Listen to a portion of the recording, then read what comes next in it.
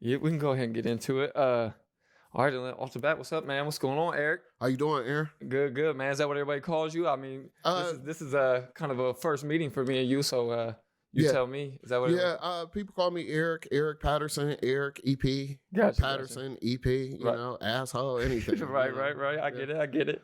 But so let's just get right into things and get people idea right off the bat because this one's a little bit different for the listeners and stuff, and I think it's good for that. It's a change of pace, and it's going to be for a couple different reasons. One is because the comedy thing is so different from the other guests that have been on. But at the same time, I feel like you're also kind of a cat that's in the trenches with it. You know what I mean? It's still something that, like, it's an ever striving goal to where some of the people we brought on is kind of like they got their business going, they're doing their thing. It's like, it's almost like in some ways, some of them are kind of arrived and then dabbling into other things where you're kind of still in the grind and the fight. Absolutely. And I like that too. You know what I mean? I want people to hear that stuff too. So, well, first of all, before we get started, I want to give some shout outs. First of all, to you and your production staff. Man, I had nothing but just straight hospitality since I got here. Also want to give a shout out to the 614 for helping me with every grind that I'm doing, as well as Cleveland. You know, that's where I'm from. You know, they made me, Columbus molded me. So to your followers out there, man, I appreciate y'all. If y'all never heard about me, please come and check me out. Yeah, for sure. And well, I mean, you can tell them now, and we'll tell them again at the end where they can find you. Since you mentioned it, we might as well, where they can find you on social media. You can find me on Facebook, Eric Patterson, just simple, EricPatterson.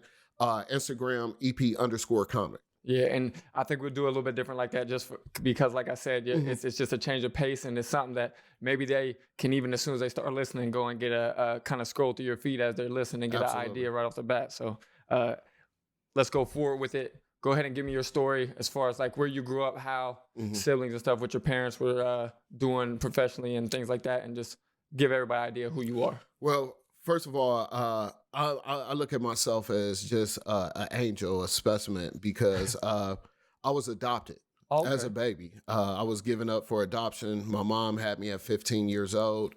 I'm from Youngstown, and my dad was black, so the Italian roots didn't go back. So my grandfather wasn't having it, so he put me up for adoption, and my mom hid the pregnancy. So I was adopted by two black parents. My father is a college professor, has his doctorates. My mom, she's a radiologist, and I was raised in a black household. You know, living in Cleveland Heights is the best thing that ever happened to me, man. It's the best high school, the best city. I don't care if you want to argue, Aaron. I'm just letting you know. I ain't going to argue with you because I haven't lived there to say whether or not. I do have one sibling, a sister, and I have a large family, man. Large family. Gotcha. Yeah. And so just because you mentioned, I'm going to ask because I'm interested. Like I always say, it's that Aaron wants to know podcast. Aaron wants to know. What you want to know? So have you ever met or are you aware of your biological parent? Okay. No, okay. Absolutely. Like I get the urge. Okay. And I actually want to speak to the youth that are adopted to just keep their head up. If you want to go ahead and search, I always get that urge, like, yeah, I'm about to search my mom. I'm about to search my dad. You never know, this and this and that. And then I'm like, oh, I'm happy where I'm at, you know, because I don't know what the relationship would be. Right, just coming out to her after 30 years, like, hey, Ma, how, Ma? No, I'm going to call you on a first name basis. Only thing I could tell her is thank you. You know what I mean? For just seeing life, being around people like yourself and being able to do what I'm doing right now. That's dope, man. It's dope you have the perspective on it. A lot of people could be super bitter. A lot of people could. Yeah.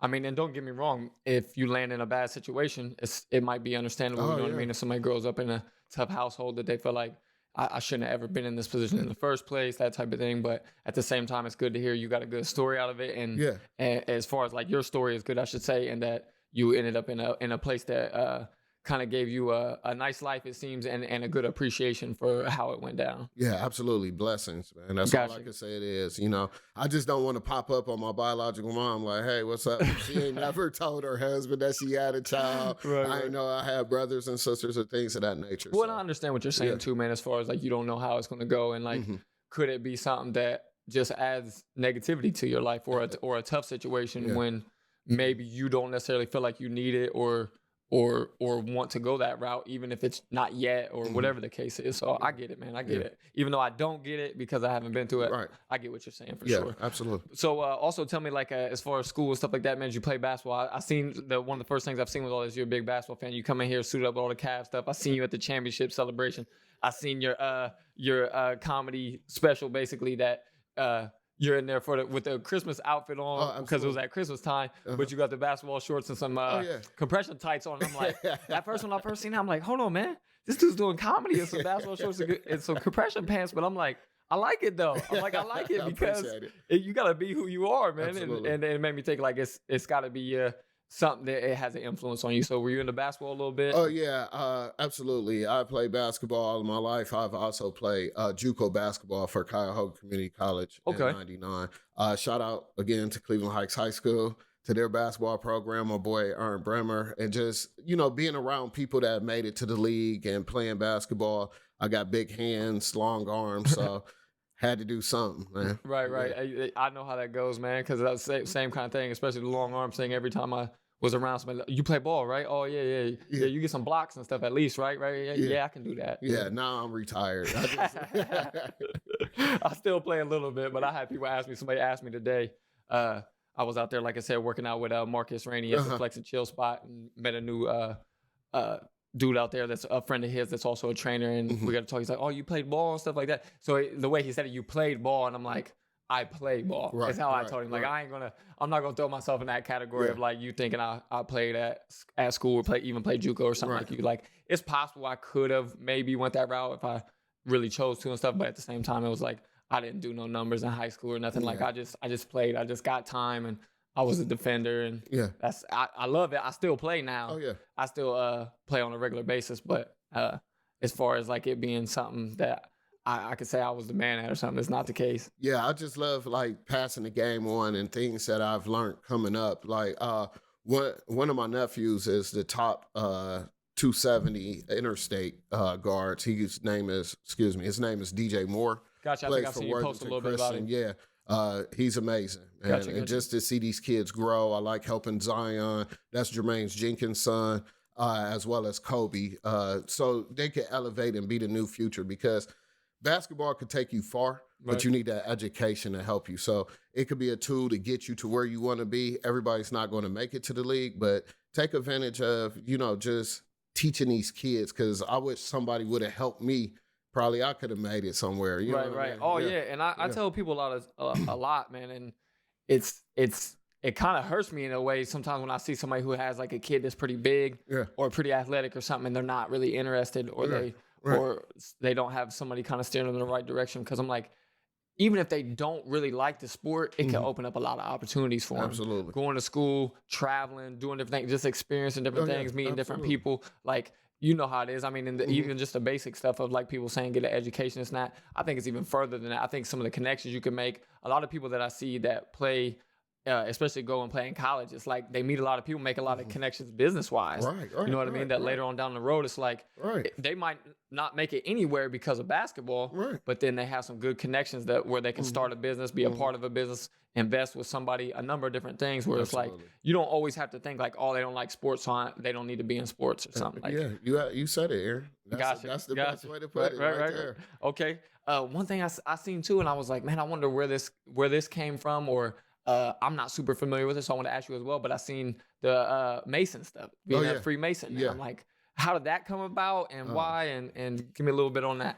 Well, actually, I really don't go into too much of the Masonry just because it is a code of secrecy. But just wanted to change that journey, man.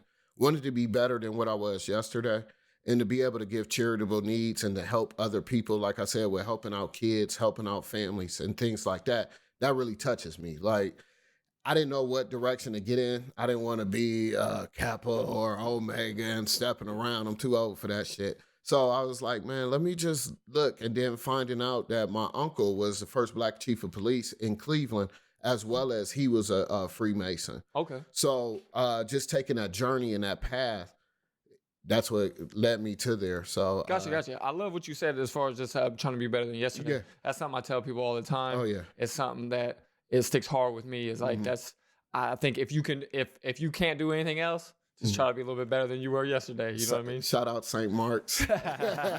Lodge number 7. Gotcha. So what's a day in the life like nowadays for you, man? And how we'll also slide into how you even got in the space of thinking to do comedy. Well, I'm going to retract that question a little bit. Aaron, you really do want to know a lot, man. Yeah. But right now, my life is pretty much boring. Now, I'm not working. Yeah. So just like I said, in the time frame, get my mental together, trying to get my health together, being, like I told you before, a better person than I was yesterday. Yeah, I seen you on the fitness kick for a minute, man. I seen you starting to try to do that thing. I think that's where I kind of seen you before we even connected online and stuff, is seeing J-Work post. I appreciate it. That he was showing like a progress pic or something for you or whatever. And I don't like working out with that dude. He's a savage, man. Not just a savage. After every set, I got to take pictures of him, man. Okay. But like I said, getting into the comedy game was just something that was amazing. I used to be that irritating kid in high school or as a childhood kid, always knowing everything. And one time in Columbus, when I moved down here, a gentleman just wrote my name on a list, just trying to be funny. And I went up there and killed. And we were down on High Street. Okay. I don't know if you remember, what was the name of that place? Northburg Tavern. I'm not familiar. Yeah, it was on High Street. It was underneath the basement of Donato's. Okay. I don't know if that, to the people that are listening, if that brings back any kind of memories. But a guy that was hosting was like, man, you need to go ahead and enter the competition.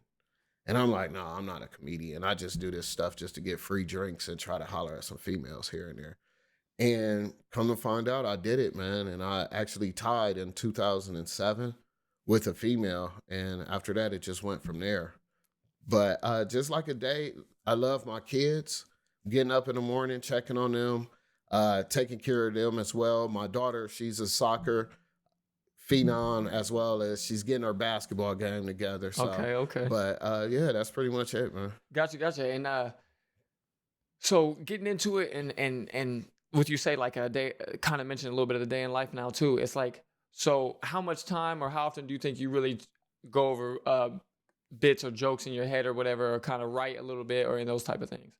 It's funny, man. It might sound weird to some people, but every day. Yeah. I would go outside in my garage and just start rehearsing. And then I'll start like, man, that was funny.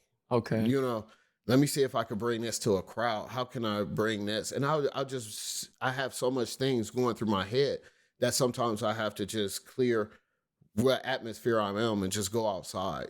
You know, I call it talking to God. Okay. Because it's just bringing so many different signals of things that could be funny, things that are just ridiculously stupid, you know, having a situation that happened with me and my girl and then taking that outside and just rehearsing it like that was... Use it as a little therapy for you too, right? Absolutely. Okay. Absolutely. That's all comedy is to me. Oh, really? Okay. I tell people all the time, I'm not a comedian. I'm just a person that could just perform it. You know what I mean? Okay. At a different level. One of the reasons I really appreciate it, and especially people that are pretty good at it, is that it's like you get to go out there and be yourself in a lot of ways as a job or as something that makes you a little bit of money, and all the other things we're talking about too as well, whether it be a little bit of therapy for you, whether you like just kind of going and getting your shine on a little bit, you know what I mean? Somebody like to be on stage, get some attention, this and that. But I think it's dope that a lot of times the people that are funny and that are good comedians are funny just being real and just being themselves. Absolutely. And to me, that's the coolest thing to me about it. Is like, man, like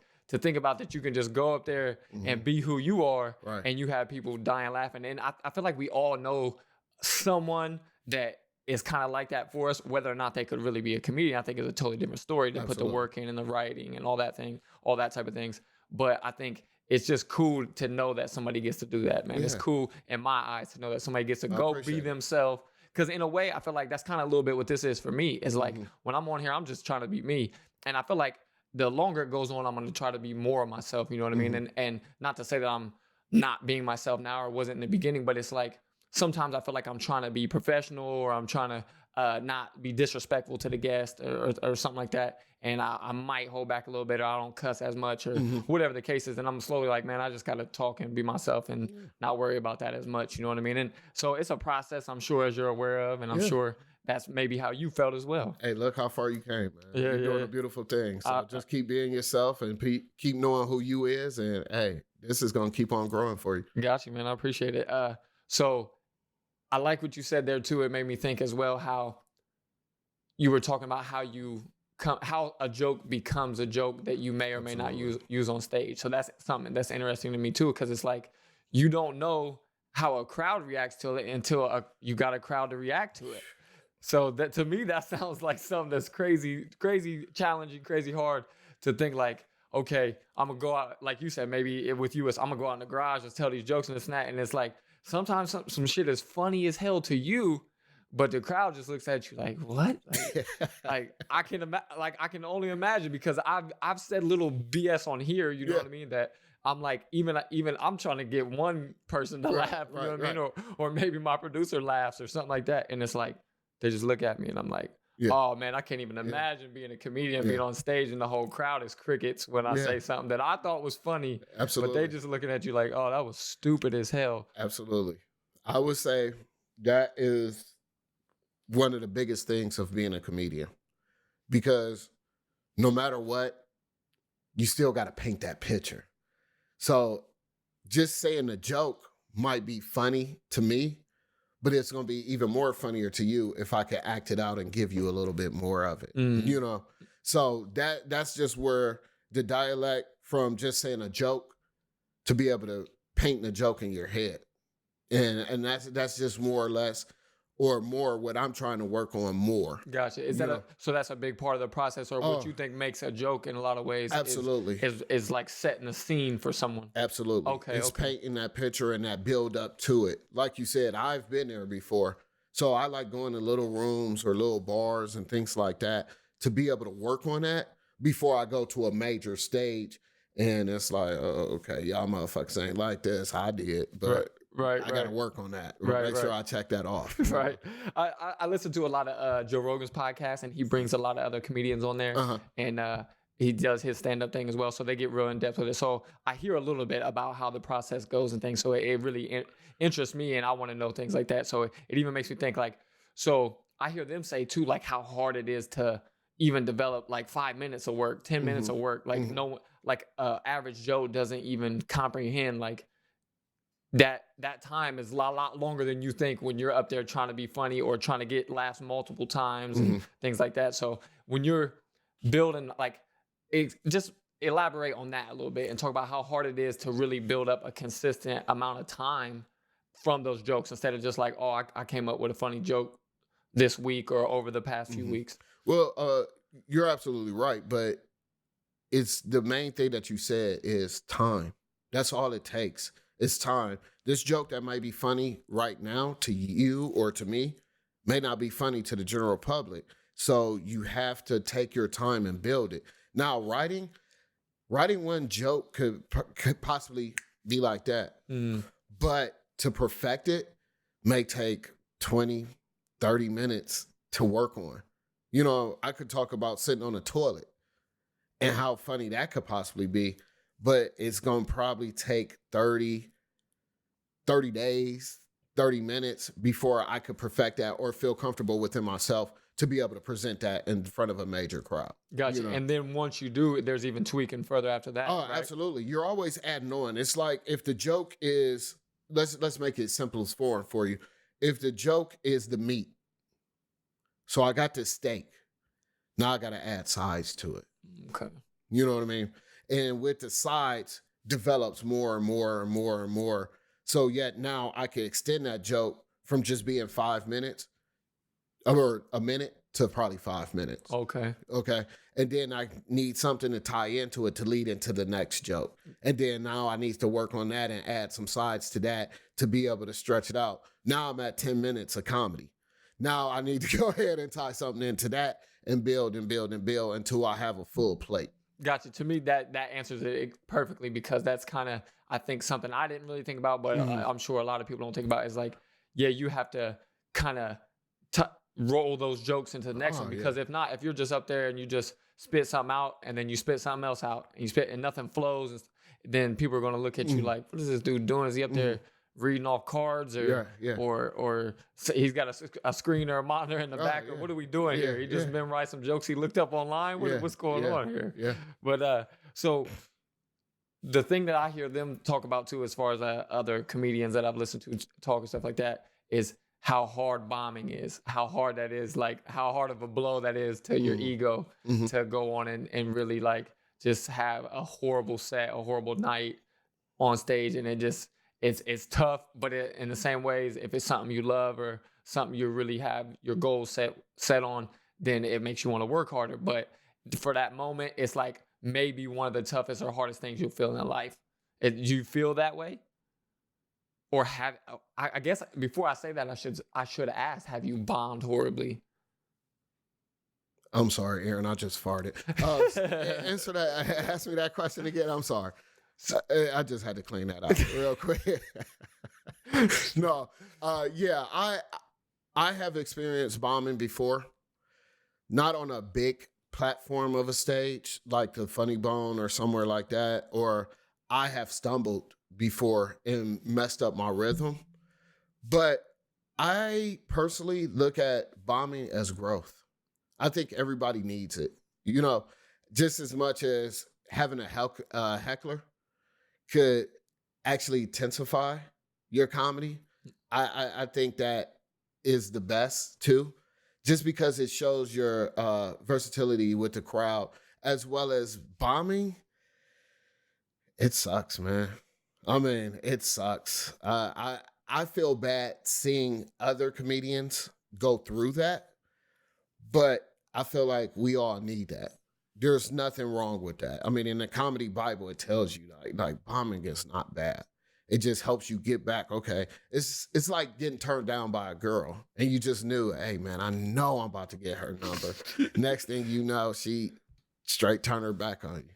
Yeah. And I mean, it's cool too to hear it from your side, and also like for you to say, even watching somebody else bomb, because I feel like we all know, like just watching somebody else embarrassed in everyday life sometimes kind of makes you embarrassed for them and look like, so I can't even imagine when you see somebody on stage and you're like, ooh. Sometimes I'm like if you were going up before I had to feature, sometimes I'm like, yes. Okay, yeah. But if I know the person, I feel like, damn. But can it be can it be a good thing and a bad thing at the same time? Absolutely. Though? Because I'm saying as far as like the person before you, because if the crowd is warmed up because somebody's funny, that might be assist to you as well, right? Yeah. But if the crowd, in some ways, if the crowd is terrible, or the performer before was terrible, then you get in there and start killing it, then they really start rolling. So I feel like it could be both. It's a double-edged sword. Like you said, if I know somebody and I see them bomb, I'm like, man, damn,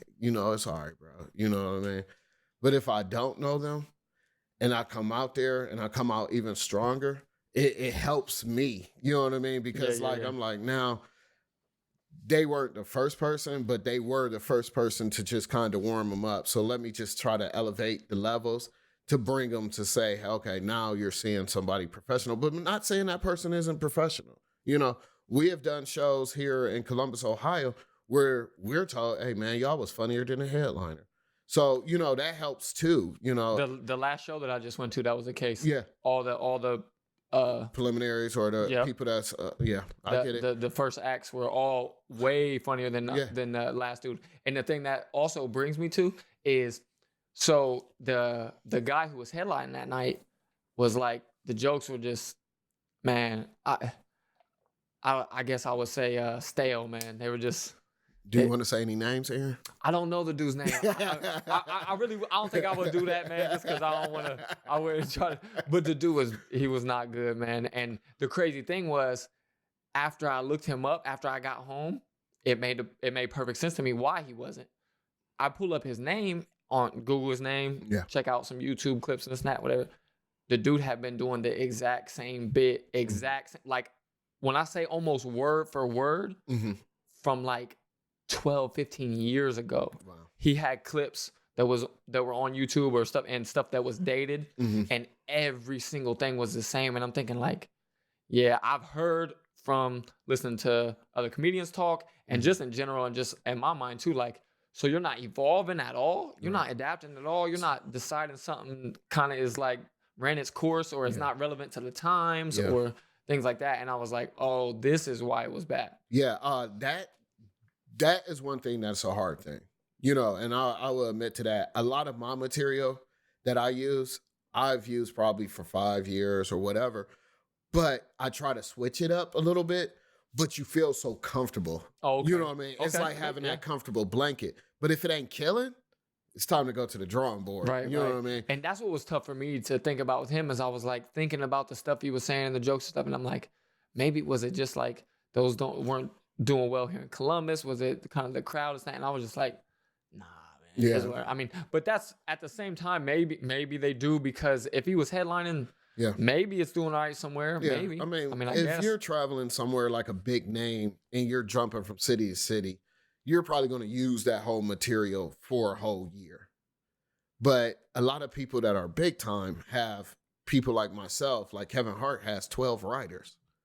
So if I'm looking at you and you're one of my writer, I'm just working on what I'm coming out with next year, you know? So I get it, but that's still bad. You know, you still have to make something relevant to where you're at and at least try to stay updated a lot. Right. You know, yeah, that's how I felt. That's how I felt. And 15 years, that's a long time. Oh, it was, and don't get me wrong, it could be a little bit less than that, but it was definitely, I for sure saw stuff that was at least 10, 12 years old that he was doing the exact same.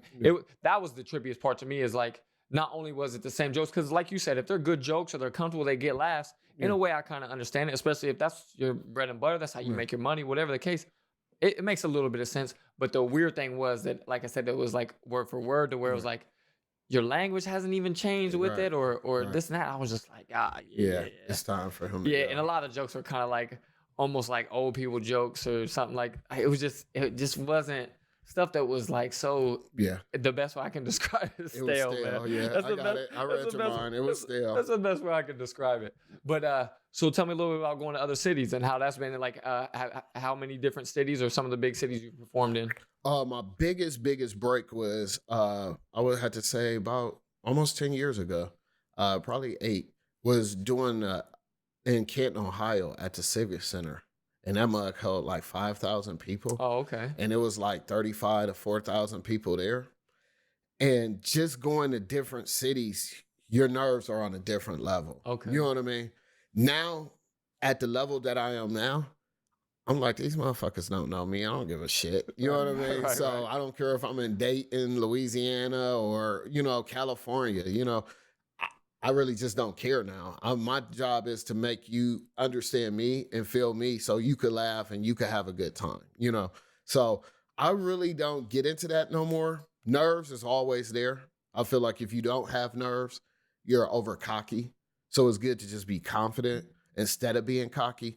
But going to different cities is just fun. It's just like with basketball, going to different gyms and seeing the atmosphere and seeing how everything is. It's just still fun. It's like uplifting. It's like, man, I'm about to kill when I get on the court. Right. You just still have to keep your, you know. Every time I'm on vacation, man, I'm like, man, I would love for somebody to say something or tell me about some gym close by that people play at or something. I'd love to walk in to a gym in another state or country or whatever that I'm at right now. So I get that part of it. But that also makes me think of something else that I wonder too.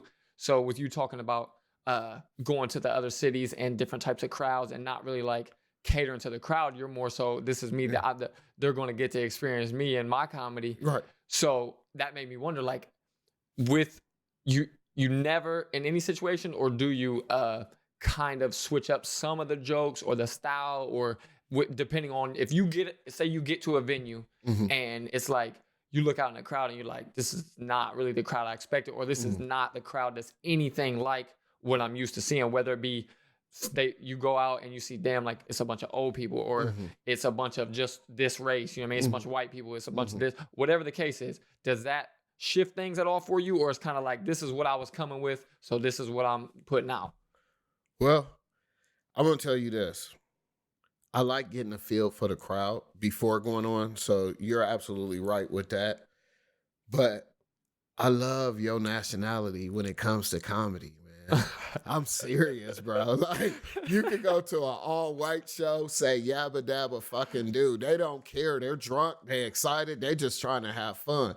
Black people, man, you better be funny. I spent $10 on this fucking show, dog. I know people in the hood that is funny, so you better bring the funny. So it's kind of different, but old people, they love partying just like young people. We have to always regraduate ourselves. They was young at one time too.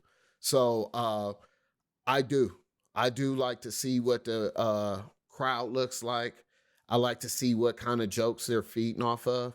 But like I said, your nationality, man, you could say whatever you want to. Just don't be still like the last guy you say. Right. But so it's just minor tweaks more so than. Yeah, I mean, just to see what they're biting off of. Right. You know, if you want to get really in depth with it, I would like to try to not really freestyle, but improv with the crowd to see where the levels is and go from there. Gotcha. You know, always use your material as a backup when you're going into a state or a city that you're not comfortably known in. So I like to observe the crowd a little bit. Cool. That I mean, you give me another question off of that, man. It makes me think. So like, do you have some like some back burner type stuff that it's like if you want to fill out the crowd a little bit once you get out there, that you're like, this ain't really in my set, but I'm gonna throw this out when I get out, see how they say about this or that, or is it just more freestyle? It's more improv with the crowd. Like as a comedian, we could only see, depending on where you're at, you know, you can only see the first 5 rows because of the lights. Because of the lighting. Okay. So not to say necessarily picking on the crowd, but more or less involving myself with the crowd helps me a lot. I would say always your material should be your back burner. And I don't know why I'm dropping all these jewels for all the young comedians that's out there. I really don't like telling secrets. But, you know, it's just have fun with them. You know, people are coming to see you. So if you're just coming out there having fun, shaking hands, or you're in the front row, Aaron, and I'm like, clap like you ain't racist. You know what I mean? That just makes, loosen everybody up as well as myself or, you know, as a comedian. You know, you want to be comfortable up there too. You don't want to be like, oh man, he's one. You know, you want to have that opportunity to make them laugh. That's what they're there for. And whatever's going on in the world right now, people still have one thing in common: laughter. Right, right. After laughter come the love. You know what I mean? Right. So my job is to make you laugh and make you love me. You know. And no matter what I said, like I said, your nationality, I love.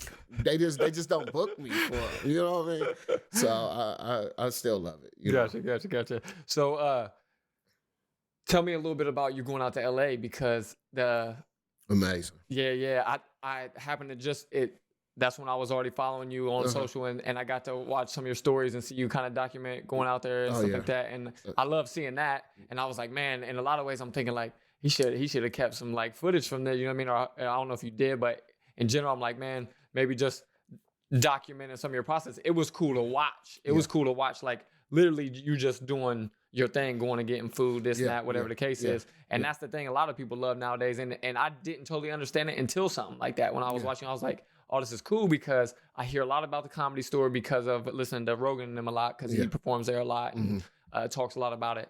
But then also I've never been to LA and a number of different things. So like just to see you out there and see you posting a little bit of it was cool for me to watch. So how was the experience for you and what did you think about the Comedy Store? Man, it's amazing. One thing that I would say is, first of all, on the first thing, they won't let you videotape in there.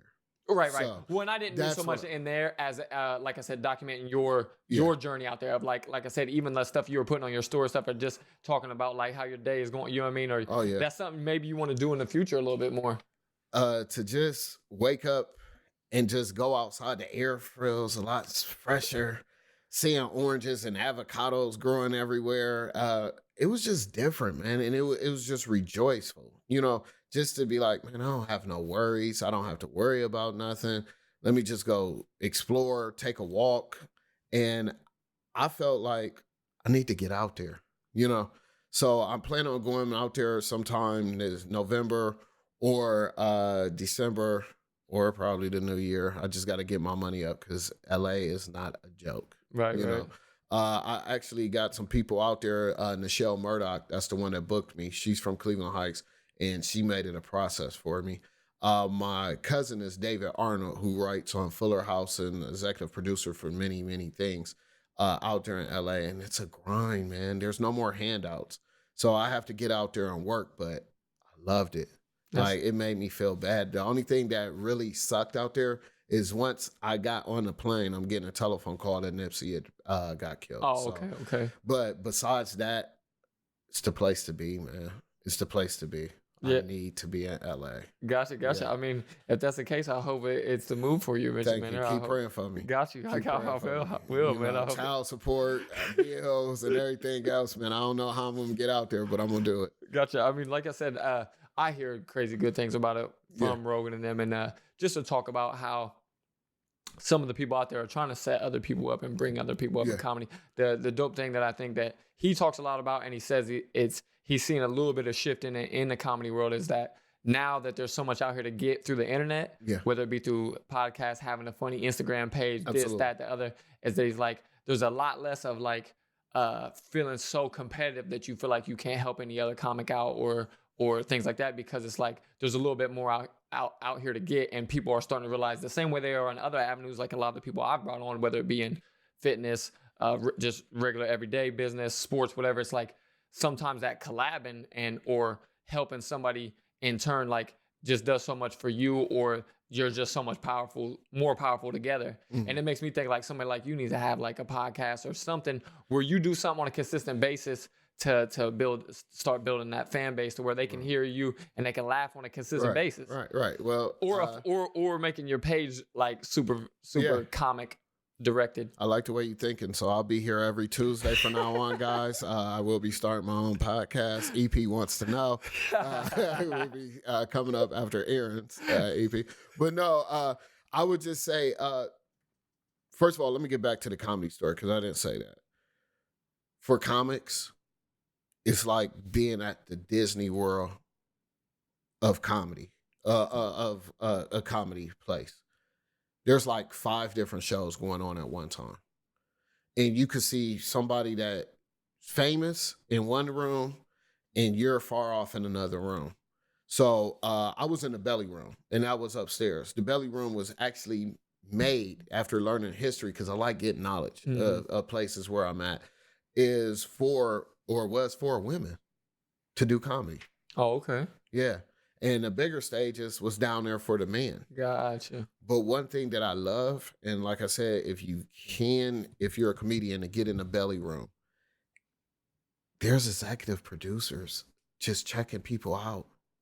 And what blessed me, and I'm not trying to be funny, I'm not trying to gloat, you could ask Nichelle Murdoch that after I performed, everybody left.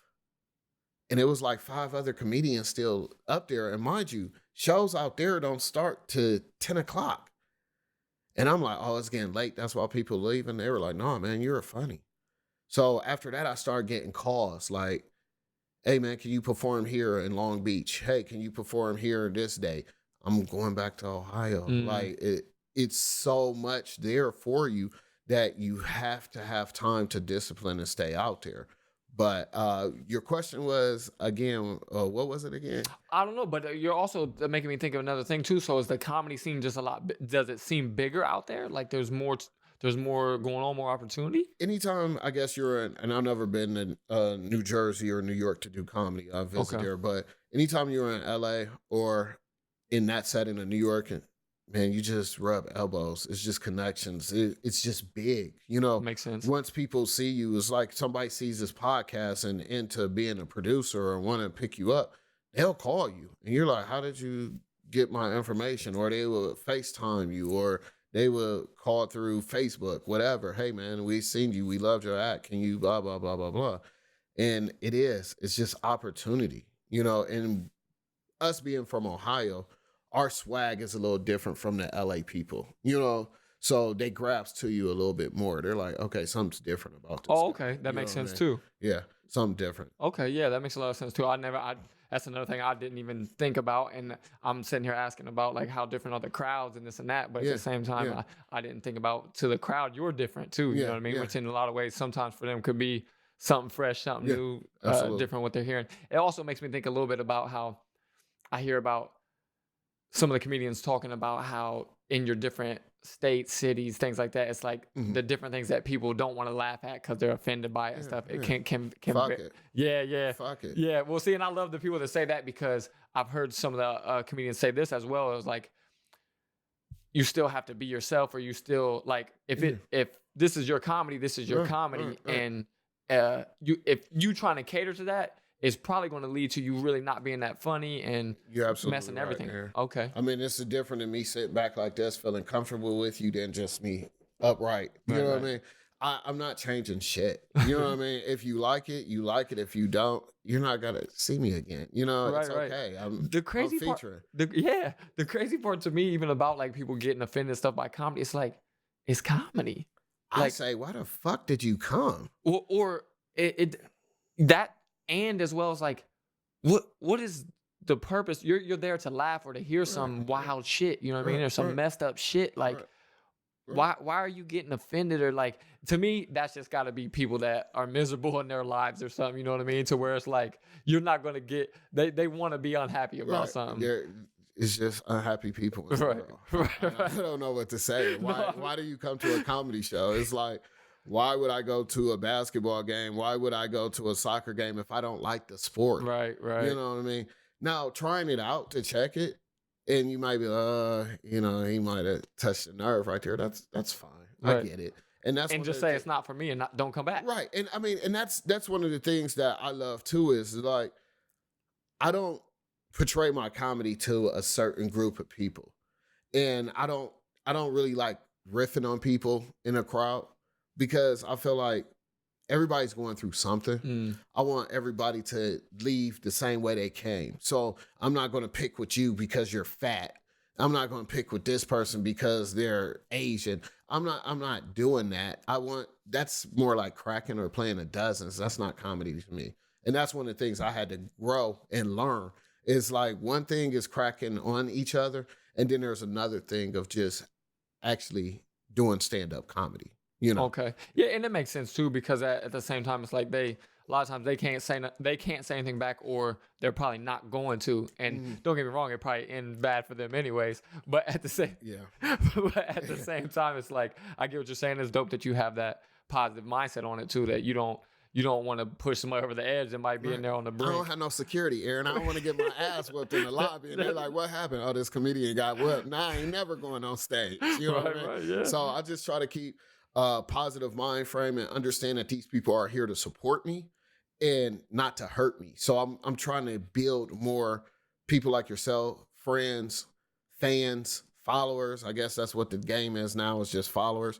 So that way I could progress, you know? Right. And I think the one thing I will say that I think is kind of cool is when comedians kind of snap on each other. To me, that's fun. That's when it can get funny and it can be cool, because then I think the comedian looks at it a little bit different. They can, like, another comic, I'm sure, looks at it different if you're talking shit about him as opposed to. I mean, there's no whole bars if we're both comedians. Right. You know what I mean? That's just. I hate to keep on going to the basketball situation, but that's just like, if I cross you over, you're gonna cross me over. Right. If you dunk on me, I gotta take it. You know what I mean? Right. It's just a different level when it's comedians. Now, comedians in a room, I've seen a lot of comedians just be salty on different aspects. Like, man, they funnier than me, you know? And like, I look at it as well as, you know, there's a lot of people that I feel are funnier than me.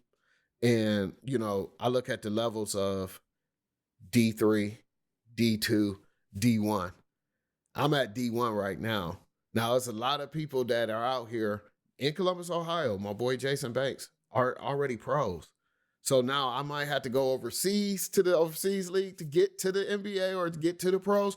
But just to have that growth and just knowing that I could do it is where I'm at with it, you know? So I just hate seeing comics, I'm this, I'm that. Then they get off the stage and they're like, man, you know what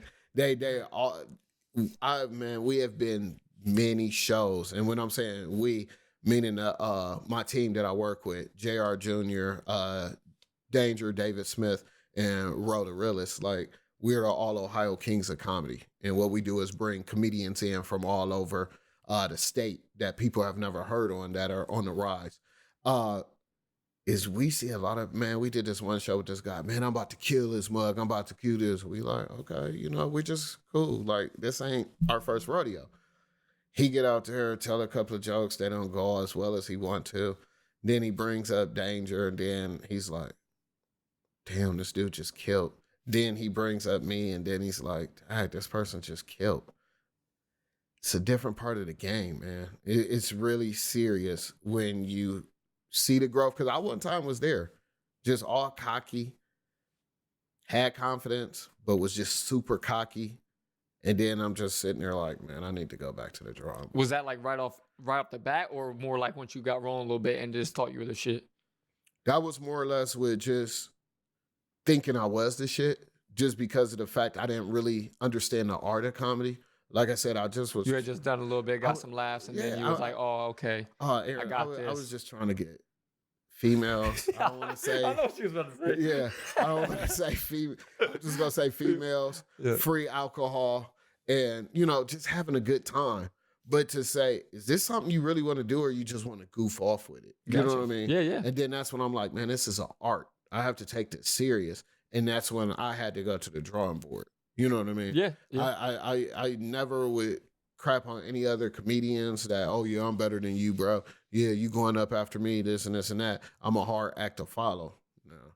Now, one thing that I have say is there's certain people I would not follow, and then there are certain people that I would like. Yeah, I could hold my own after this person. Gotcha. Yeah. So you're talking about they're so good you don't want to follow them. Hell no. Gotcha. Gotcha. No. Like, we got this one guy that's a friend of mine that did a show with us for the Ohio Kings of Comedy. His name is Big Chevy. Now, Big Chevy got one orthopedic shoe, one small hand, one long arm, and another.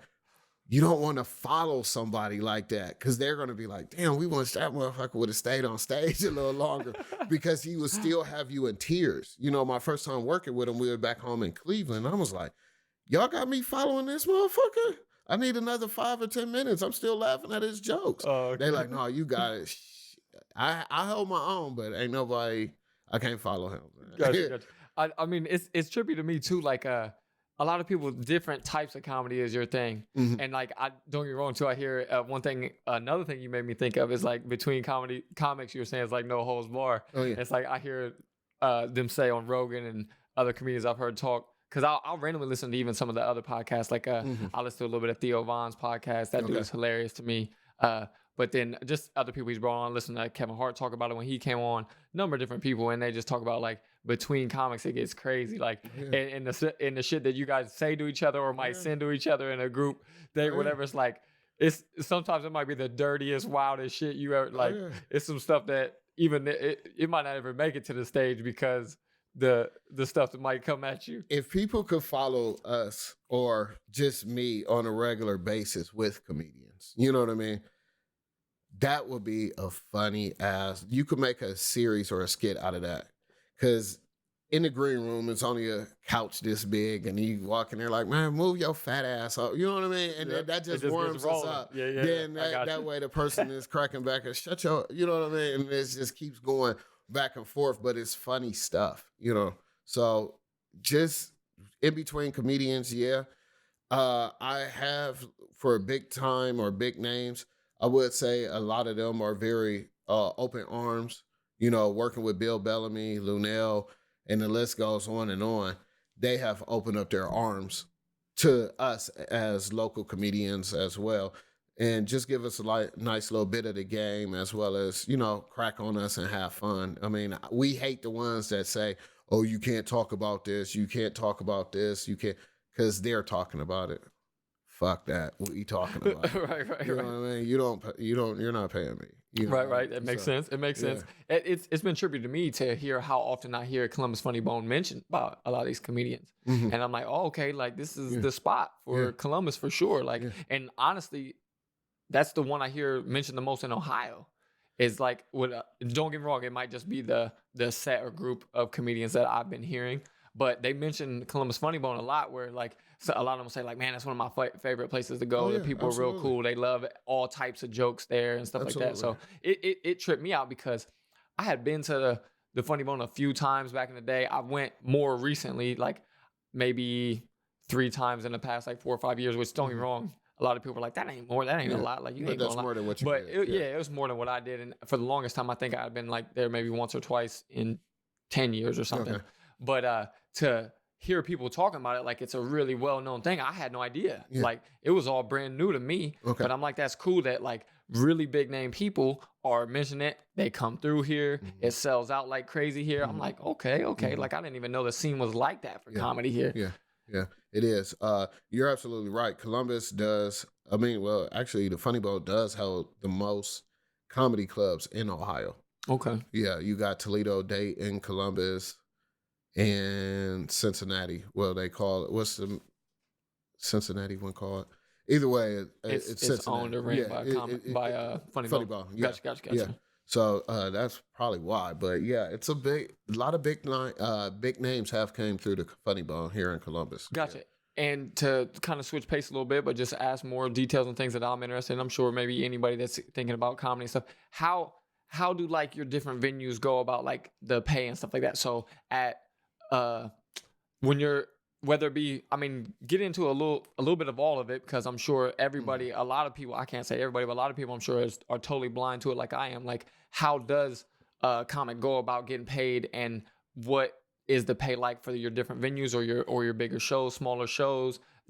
While you're trying to develop your sets, are you doing a lot of stuff for free? Like, how is that even? Well, can that be explained? That all depends on the promoters. You know what I mean? If the promoters are paying us to do, then you could kind of negotiate, the time. You know what I mean? If you would just want somebody just to do 5 minutes, maybe anywhere from 50 to 75, dollars. And the more and more you go, the more and more time, Okay. The more and more pay you could get with your time. Gotcha. Yeah. And then I think I kind of heard it like this, but like, so even as like going to a small venue or going to some place as big as the Comedy Store, the pay is still kind of the same if you're just doing a small it's just thing, right? It's on your time, Right. So if you're having a fan reunion and you're like, hey, I want to book you to do 35 minutes, okay, I might tell you a certain price. Okay. You know what I mean? If you're saying, well, I just need you to just do this, I might say, hey, let me cut you a deal. I got love for you. Let me just charge you $25 and a beer and some free food. Gotcha. Okay. So, I mean, it just varies. When I was in LA, man, one show, they were like, we're not paying you nothing. So it was just all on the exposure. Then the other show is like, yeah, we'll pay you. So it evens itself out. Yeah, and I think that goes for a lot of your different things that anybody's getting into. It's like when you're going through the process, or you're just trying to get that exposure or spread your name either in a different city, or you just haven't done something in a while or whatever. You got to do what you got to do. You got it. I mean, that's how it goes, and that's the name of the game. Yeah. Hey, I want to backtrack to your question because I just thought about it. What he said on the podcast that you listened to before with Joe Rogan is absolutely true. The game is changing. Now, what I don't like about the game changing is the fact that you could be an internet sensation and be shitty on stage.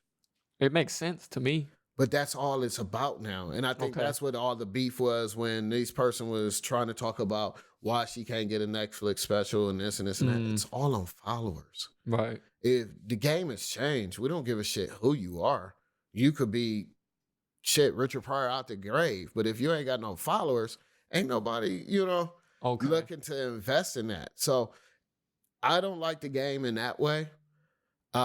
Just because I've seen so many internet sensations come through the Funny Bone and they're doing all these skits. Yeah, it might be funny, but they can't hold water on stage and they're getting booed off or they're shot. You know what I mean? It's a murder up there because, like I said, doing skits is one thing, but standing up on the stage is another. Like I tell people, I don't really think you might be funny on stage, but you'll be hilarious in a movie. Right. A lot of comedians like that to me. Like Mike Epps is one. I think his stand-up is shitty. Really? I like Mike, man. Like some of his older stuff. I haven't seen much of the newer stuff. I haven't seen the newer stuff either, but him in movies, funny.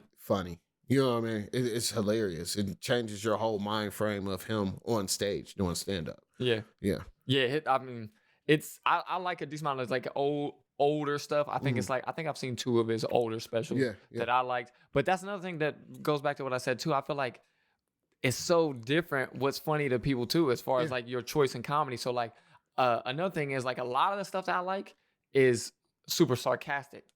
So like there was this, and you may know the dude just off me describing him, because I guess he's done a decent amount of stuff in Columbus, or I think he might have, I think he's from Columbus. But it's this skinny light-skinned cat, glasses, wears almost like a golfer type hat. Yeah, that's Jason Banks. That's what I was talking to about earlier. Man, that dude is funny. Another level. Like I said, that's an NBA pro. You know what I mean? I didn't know that's who you were talking about. Hell the fuck yes. We're both from Cleveland, the Cleveland area. Yeah. Gotcha. And I watched this whole growth, man. I remember one time he had twin kids.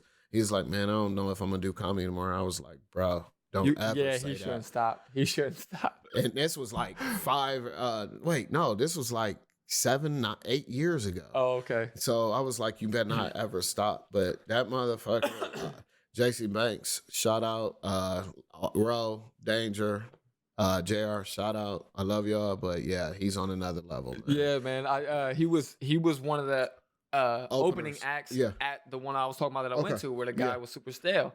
And I was in tears when he was up there, man. And me and my wife and my sister and her husband were with us too. And it's like, I was in bad shape when he was up there. He'll leave you fart and gotta go pee, all that. You know, I love his stand up. Yeah, man. It was just like I said, just because my choice of comedy and like how he was so nonchalant with how he said stuff and stuff, and he was saying stuff like a lot of it seemed like half of his jokes was under his breath, and it was crazy. Like, because if somebody says that to you, you might be like, hold on, man, he ain't even really saying them out to the people, and that's supposed to be funny. I'm like, man, you go see him, you'll see what I'm talking about, because he just let stuff, like his jokes just flowed so well. Absolutely. I felt that it was like when they came out, I'm like, I wasn't even expecting the punchline there. You know what I mean? I thought the punchline was coming somewhere else, whether it was a little bit before, a little bit later, and it just came out. And that's it. I think that's what got me even more, because then it was like I was so caught off guard, I couldn't help but laugh too. So I had no idea that's who you were talking about. But he's definitely a savage, man. Definitely. Yeah, level. Gotcha. Another thing it made me think about, just even us talking so much about the comedy store and all this and that, you mentioned that like the biggest thing or kind of like your big break was doing up there in Akron, you said, right? Canton. Yeah, same thing. Yeah, basically, right? But so was that your favorite thing to do, or what's been like your favorite show and or favorite venue? Like I killed this show, and it's my favorite because of this, and also like what's your favorite place that you went to and you performed at? Like, man, just doing this and feeling this was love. Like I said, Canton, Ohio was like my biggest break. Like I was doing hole in the wall bars here in Columbus. I was doing little comedy shows here in Columbus, and a buddy of mine by the name of Mike B was like, hey man, you should come to this seminar, blah, blah, blah, all these executives, all these producers and this and that. It's a workshop. I'm like, I'm not a rapper. I'm not, none of that shit. I don't do music. He was like, man, for real, just come, man. And the guy there, his name is J314. He's a big producer with movies and all this stuff, and all these executives from whoever, what rap label, however. He was like, I never seen you do comedy, but draw to Canton and audition. They have Eddie Griffin, Gary Owens on the show. And I'm like, wow. He was like, yeah, come audition. So I auditioned, and I guess just because I'm different, that I wasn't in the city and nobody knew me, it worked out great for me, where everything flowed out good. Everything was good delivery. And they had the mayor there and all these other Congress people, because they were putting on this show for like Stop the Violence or some shit. And needless to say, they were like, yeah, we want you to come. So I'm thinking it's like a small venue, because where the auditions was at, I'm like, this is where they're going to have it. Okay. And then to get there, I felt like a star. You know what I mean? You coming in through the back, you got your own green room, me, Marcus Martin, and all these up and coming comedians at the time. It was like 45 or 35 to 4,000 people there. And just to hear that roar was amazing. And that just let me know I could do this shit. Oh, you know what I mean? Yeah. With a stage, that fire. With a stage is longer than, it felt like Morris Road or a street. To be able to learn how to work that craft of that whole stage, so people over here could see, people over there could see, not just standing still. it brought up a light bulb in front of my eyes. Now, my favorite show it just actually happened. It was in Cleveland. Now, mind you, somebody called you out the blue. Hey, I want to put a show together. And I'm like, where at? Blah, blah, blah. This was a hood bar.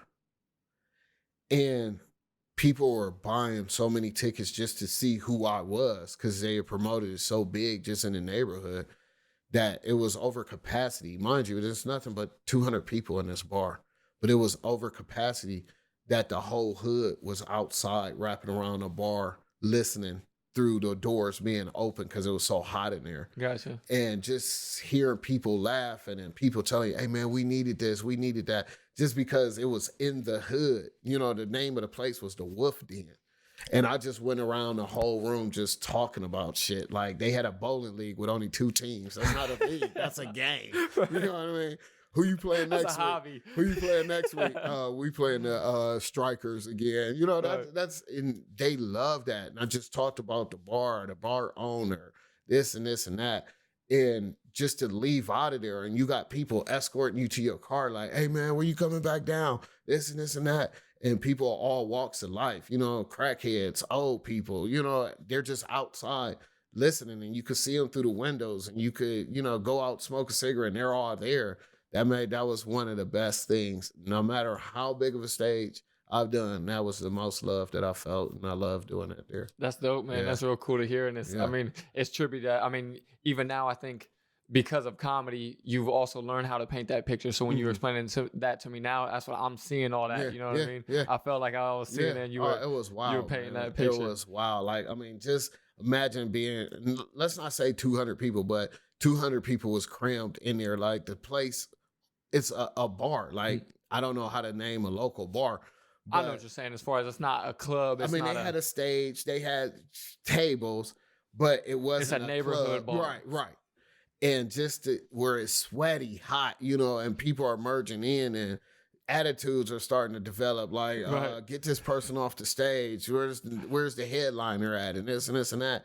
We're in the hood. You know what I mean? People get shot, killed around this neighborhood. The crazy thing is, I feel like that might say a lot about you as a comic, because I know from the little bits that I've heard as well that, like, the setting and the stage is a big thing as far as, like, people need to be in the mood to laugh or be ready to laugh, because it's almost like I've heard a lot of people explain it as it's almost like a hypnotism being performed, where, like, you're painting a picture, telling a story, the room is dark, the lights are this way, whatever, something. It's like, it's everything about it needs to be the environment that's preparing people to laugh and have a good time.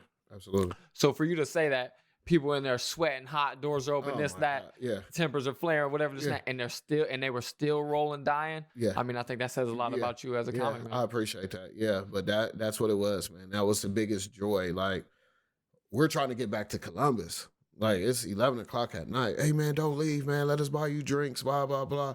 People outside, hey, when it clear out, I'm coming there and buy you a drink, man. I needed that, you know, things of that nature. And I'm like, man, this is amazing. My boys is like, that rode with me, like, man, you famous, bro. I'm like, dog, we just in the hood in Cleveland. No, man, them people loved us, man. Like, they were buying me drinks. I'm like, oh, okay. Yeah, and it's dope to see that you can legit make people happy like that. You know what I mean? I think that, like you said, the common thing with everybody is laugh. The hardest thug in America still wants to laugh and still going to crack up at a joke and tell you you're funny as hell. You know what I mean? Yeah. So I get it, man. It also made me think, like, I saw the little bit on the set you sent me, and I watched of you or whatever, where at the beginning the mic wasn't working. Oh, yeah. And you're just kind of rolling with it. Yeah, and the improv. But that was some of the hardest laughs. Like, you had the people dying, just, you know what I mean, going back and forth with the crowd on Thanks that. a lot, Aaron. He just said my material is shitty. Ladies and gentlemen, my improv is amazing. So next show I'll be just doing improv. Yeah. I'm just kidding. But I just noticed that, because another thing too, man, I'm big on, like, knowing who I'm bringing on, and I wanted to really appreciate it. Dive into your comedy and stuff a little bit. So I listened to it multiple times. I watched it multiple times. And that's, like, on the last time that I watched, that's something I really noticed, where I was like, damn, like, they're hollering off of the off the BS at the beginning from the jump. They were hollering. And don't get me wrong, that's where I'll correct you and say they were hollering later on in the end too, and throughout the set as well. But that was what surprised me, is what I mean. Is like, is that you're one of them dudes that's just funny off of just being you and being funny. But that's Aaron, who you are. What I'm saying. That's the hardest shit in the world. Like, you don't, like, something like that little malfunction could have fucked up my killed somebody. Could have fucked up my whole set. Yeah. So you have to be able to think fast and be able to, work around with what you got. You know what I mean? It's like, if we ain't got no salt, I got to use something else. So I had to actually, like, think fast. And the fucked up part about it is, Danger, the motherfucker hosting, didn't even tell me the fucking mic was broke. He just brought me up and put the mic up there. So I'm really not prepared for that. But just to be able to pick that level up is, like I said, it's growth. You know what I mean? A lot of people probably can't do that. Probably somebody on that league level, like I said, Jason Banks and anybody that's out here like that. I don't like saying that they're famous because I feel like we all are famous. But somebody at that next level, they could pick up on it. But other people, they probably would have been like, man, just messed up my whole set. The crazy thing, it makes me think about, what if you're up there on like your first time or something? Yeah, something like that happens. Like I said, that might make you say, comedy's not for me. Yeah, I've seen motherfuckers that have tried to grab the crowd so much that they kill themselves too. You know what I mean? If you got a time limit of 5 minutes, why the fuck are you trying to do an HBO special for 15 minutes and you're not funny? I get what you're saying. So if I can elaborate on that to try to say what I think you're saying to a normal Joe, average Joe like myself, is you're saying, don't get all into trying to entertain the crowd, talk with the crowd, or talk about someone in the crowd, whatever that's saying. If you only have so much time that you might not be able to get your jokes out. Is that what you're saying? That too. But like I said, a lot of comics feel like they're funny. And once they get up there and they see that big stage, when you playing on that Mecca court, they don't have love for you. They looking for you to bring love to them so they can start loving you. They will start going out there, and if that joke didn't go well, then they're trying to go another joke. Then they're trying to do another joke. Now they got a little chuckles. Now they feel like they're killing. Now they never are on stage ever again because they can't use them. People are not we have time. And like what I tell people, the promoters, whoever's running the show, the funny bone, whatever, I need a light with 1 minute. 1 minute left. Because after that 60 seconds, I'm getting the fuck off the stage. Y'all not docking my pay. Y'all not going to tell me I can't come here no more. But that kills a lot of comedians too. Oh, okay. They get up there and they think they're all this funny, and they're not. And I'm not trying to disrespect them, but they don't respect the time. And that's all what it's about. This is not just in your cousin's basement or at your family reunion where you're just going to keep on going on. And that doesn't work. You know what I mean? It makes a lot of sense. It's something that I would never know, but and the regular, like I said, average Joe wouldn't know, but it makes a lot of sense because you lights, camera, action, you better use your time wisely. Okay. Or you won't be back. You know what I mean? Right. Hey, the no comedy club, and then you start getting this. And then somebody like me coming up after you is more like, man, what the fuck? He cutting into my time. Y'all not cutting my pay. No, we're not cutting your pay, but he won't never be back up here, or she won't never be back up here. And it's like, wow. Yeah, that's crazy. Something that small could kind of kill somebody's career or for sure at least set them back a lot. Yeah. Because you're not respecting the time. And time, I guess, is everything. They say it's money. Isn't it though? Yeah. I mean, in a lot of ways, it makes a lot of sense because time is valuable, man, especially the people that are paying for that time, buying tickets, and the promoters and different people have money invested, things. Yeah.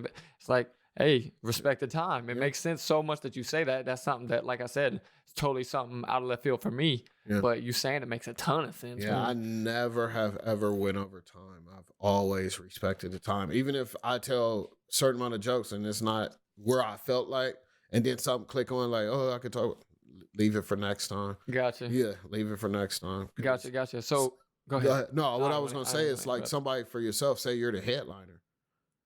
I just went over my time, so now that just cut your time. So now the funny bone or the promoter or whatever comedy club is pissed at you because we just paid him all this money, probably like $2,000, $1,500, and he's not doing his full set because of you. So always respect the time, young comedians. If not, go find something else to do. That's good. I mean, I think that's good knowledge for sure, especially direct to the people that are interested in comedy. Yeah. I'm glad you said that because that's a nice little gem there. Yeah. But so it made me also think. So nowadays, what is your like goal for comedy? Like, what is the thing that's on your mind right now nowadays when you're doing stuff or you're thinking about where you want to be? Whether it be, I don't know, however you have it set up, whether I'd like to be doing this by this time or this many years down the road, or I don't even know if you put a time schedule on it, but what's your goals nowadays as far as where you want it to go?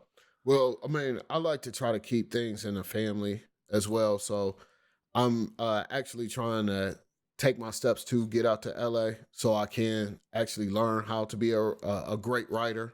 Like I said, like my cousin he's like, I don't want to put his age up there, but he's way older than me. And he still travels. I do comedy shows with him when he comes in Ohio and things like that. But I just want to learn the art of writing. I want to be an executive producer or a producer. But my ultimate goal is I want to be able to have a platform where I got this dream of this big production type studio where people that are unfortunate and don't have all the equipment, they could come do their podcast at my place. For a small fee, for however many episodes they want to do. I want to have vocal. I want to have a stage where people could come work on their comedy or theater, things of that nature. If somebody's coming in and performing at Nationwide, they could come up to our studio. And if you want to learn how to be an engineer, just to be able to teach different technology things that we are now. A lot of people that could probably rap or whatever don't have an engineer, don't have a studio. Paying for studio booth rent. I would rather everybody just come to this one artsy place.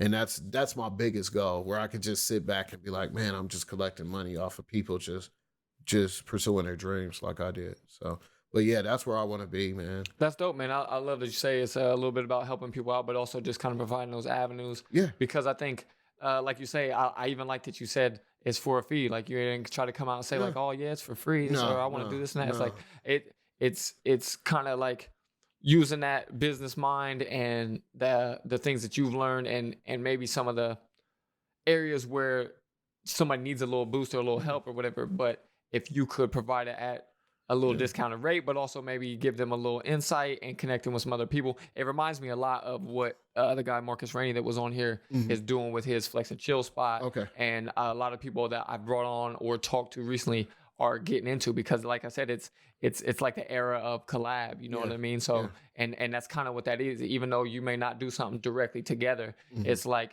sharing the information, helping somebody come up a little bit, teaching them, maybe helping them. And that's what I want to do with this podcast, was like have people be able to listen to someone like you if they're thinking about comedy and they're like, okay, he can drop some things in this episode where it's like, okay, instead of them having to bump their head the same way that you did, maybe them just listening to you gives them that extra boost and that way around. Like even the thing we just talked about, and even though I don't want to beat it into the ground, but the time thing, it's just like that's something that maybe saves somebody's career just off listening to you. And then maybe down the road too, they say like, oh man, they run into you or they're doing a show somewhere and they're like, oh man, I heard you on such podcast, or I heard you here or whatever, and you said something about time, and I've always made sure I'm on it. And I've even had people say like they appreciate it, thank you, or I think they invited me back because I was real respectful about that situation. So I think a lot of us are getting on that kick, and I like hearing that because that's how I am. Like I want people to get these bits of information to make things a little bit easier, a little bit smoother for them. I mean, it wouldn't be nothing like a charity type thing, but like to have a green screen, you know, where people could come shoot their skits at, pay a nice little rate. You know what I mean? That's not nothing outrageous, but all this stuff is in one place. You know what I mean? Like I wanted security guards on point, because you never know who's coming in there. I don't want it to be just where, you know, you smoke your weed and everybody up in go outside, come back in and, you know, drop your album or come in and shoot your skit. But I want to have productions like this where there's cameras, but they can't afford to buy cameras or can't afford to have a producer or stuff like it's already there for you. You got to come to the Flex and Chill spot there, man. You got to come up there, hit a workout or something. I really don't want to flex, man. There's too many of these muscle bound guys. Nah, you know, man, listen to me. Listen to me. They do their random like free classes, and they kind of have like some some of the ones that I've been to and seen the post of, like families coming in and his parents will come in and get a few sets in or random things with them, and then friends and all that. But the dope thing is up there, like he's trying to make it like a do-all area, and he already has like backdrops up there and so like a little area to do like photography or videos or things like that. He's trying to make a little bit of everything. He's got a basketball court, like a half court, I think a half WNBA court. Okay. Like is legit a former WNBA court, I think, coming in that is going to be in one section. He wants to put in a little turf area. Sweet. But it's all about like trying to get people to come in there and then just connect and after they make those connections, really start doing things that help everybody's business. You know what I mean? So, I mean, even for you just to go and see that and kind of whether it sparks other ideas in your mind or you hear a little bit about how they went about it, or to talk to him and say like, you know what I mean? Well, how'd you even come across this space or this and that, whatever. We talked a little bit about in the podcast, but it's always cool to get some more of the inner details from somebody. Yeah. And plus, he's cool as a fan too, man. Like you said, you know him. Yeah, I know Marcus. Is he still with that fine workout chick? He is. I will be there. No disrespect, Mark. I just did an episode with her too. That'll be coming out too. We just wrapped hers or did hers last week. We just did hers last week, and it'll be coming too. And she's cool as hell too, man. She's a monster in that gym, though. She'll work you out. Yeah. To the times I went up there with him, and when I first hit a workout with him, I think both of the first 2 workouts I did with him, she did kind of like a collab workout, and they had male and female, and they would kind of like make it specific to the dudes. Oh, you guys are doing this type of stuff. The girls are doing this, but it was kind of at the same time. And then I always tell him she's a savage, and but he is too, man. And they're dope people to be around. So I think, like I said, the reason I say that is just like the thing that you're describing. It's like a different version of that. So it's like even to just go get some of that inspiration. That's what was really dope to me too. To get in there, like, hold on, man. The stuff that he's doing and he's going so many different angles. It's like this is dope to just see that there's no rules. Right. You know what I mean? There's no set thing like, oh, if I open this spot, it has to have this and be like this, or be like this spot that's in LA, or this spot that's here, or that. It's like, no, I can put whatever the hell I want in here and make it cater to the people that either I know or I want to work with or whatever. And for that reason might be the exact reason that it blows up, because then it's different than everybody else's shit. It's not the same thing everybody's used to. Everybody starts somewhere, and look where it could take you. It's all about putting that work in. So for sure, like I said, I salute them. I remember where they was at an apartment complex, hooking people up, and for you to tell me that, damn. Oh, you got to see it, man. You might have to get a membership by the time I get up there. Right. You got to see it. It's dope, man. So also I'm going to say, because I hear how you talk about like that, is there any other, have you ever been like is an entrepreneurship type thing always been something that's been on your mind, or you dabbled in other businesses at all, or do you now, or? I always wanted to be a sports agent's runner for some reason. Okay. Like if you're an athlete playing professional, I'm your runner. I'm getting everything done that you need done. If you need a suit, I'm going to get that. Like, I love that type of stuff. Like, I wanted to do that. So. Just being in the scene. Yeah. I mean, and it's good money, to get $80,000 to $100,000 a year, not just saying that you're somebody made, but you're doing that only for a season. You know what I mean? And then if they want to take you along longer, then, hey, that's a beautiful thing. So that's what I wanted to do. More or less now. My entrepreneurship is just in myself with the comedy and where I want to develop and take it to the next level. Like I said, I got to leave a legacy. That's what I tell my kids, man. In order for you to be a legend, you got to leave a legacy. So leave a legacy so you could provide for everybody else, to be able to grow from. I could be, oh, I don't want to help this comic, or I don't want to do that. But that's not leaving a legacy. You know what I mean? Right. That comic might blow up and bring you on. You know what I mean? But instead, that negativity and being naive would just leave your ass still sitting at the funny bone. You know what I mean? For sure. I'm trying to expand. So, yeah, that's about it, man. I'm just investing in myself and trying to get there. You talking about your kids also kind of brings me back to the beginning a little bit. It makes me think, like, with you talking about your parents and them being in such big professions and shit like that. Is it like, so were they kind of like I guess like the age-old story you hear that when you start talking about, like, I'm going to do comedy, this and that, where they're like, man, like, or were they supportive or what? It's like a flip of the coin, and a coin ain't dropped yet. You gotta understand, my parents are the biggest Baptist Christians in the world. Oh, you know okay, what I mean? okay. My mom get mad if she hears somebody say fart. It's pooted. You know what I mean? Okay. So, but for them to see the growth, they're like, go. You know what I mean? I support you with it. More or less, my parents have come to a couple of shows I did in Cleveland, but they haven't. Your mom start covering her eyes or something, covering her ears. That too, you know what I mean. I feel that when I'm on stage, like, is it harder for you to perform because she's there, or you just know you got to do your thing? No, because they came. So if you took the opportunity to come, you're gonna hear what I gotta say. Right. If you like it or not. So I really don't care. But a lot of things is like my dad, since he feels like he's that college professor, like he know every fucking thing. So it's more like, no, young man, there's not this much of this, and there's a lot of people doing comedy, and you should be looking at going ahead and getting your degree and doing something with yourself. And after that, and he see the progress, and he's seeing, hey, people are asking for my son here. He's doing this thing there. So I think it just levels out. Like I said, the coin had hit the ground yet. I like the way you explained that. That's yeah, I appreciate it. I mean, it just makes sense. I mean, because we said, I mean, a lot of stuff is still work in progress, and you're still trying to get to a lot of these goals that you're explaining, of course. So, I mean, I'm sure if and when the situation comes about, and I'll say when, man, because that's a big thing we've been on the podcast talking about, like talking into existence. Tell yourself, like, this is what I'm doing. This is where I'm headed. This is what I'm trying to do. Is like when it happens, it might be a totally different tune then too, for sure. And I think even you kind of mentioned it, like for them to see the growth. I think that happens in a lot of things. I think I see that in a lot of different people that I've seen try things or start things. It's like they might not have that faith in you at the beginning, or just be worried or be trying to look out for you. You know what I mean? Especially the parents or people close to you.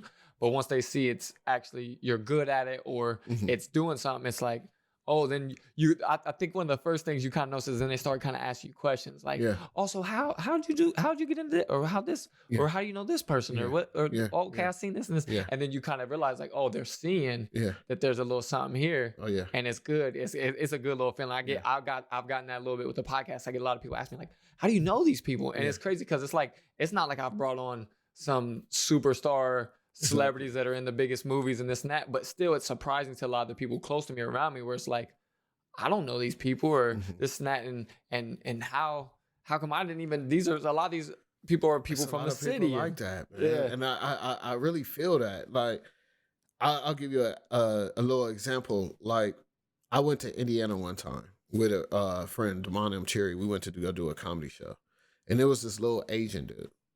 And nobody knew who he was, like the people there knew who he was, but me and him were like, who is this guy running around asking us, do we need a drink? Can he take us our coats and stuff like that?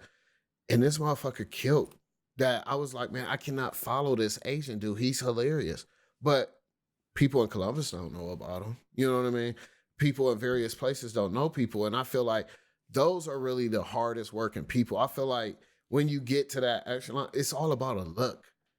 And I feel like it's all just smoke and mirrors. You know what I mean? It's probably hard to stay motivated, man. Yeah, once you really start I feel like it's smoke and mirrors. Like, I feel like, okay, and I don't mean to say his name in case he want to book me or something like that.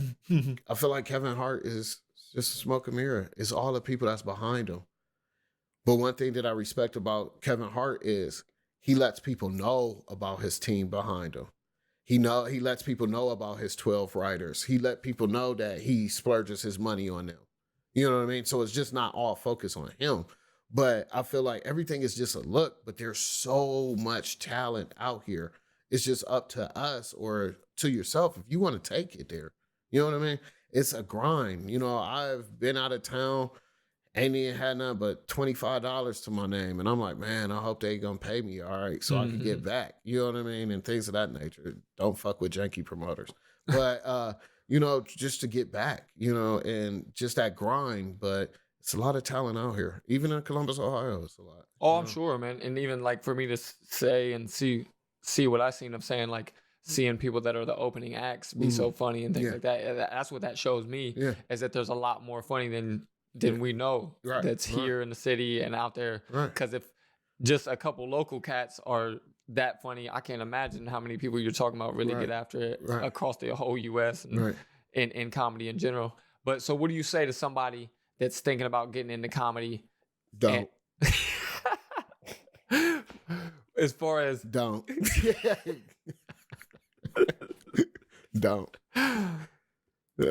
Don't. Just don't, Aaron. Fuck, don't. Well, it's not me. It's not me. I know.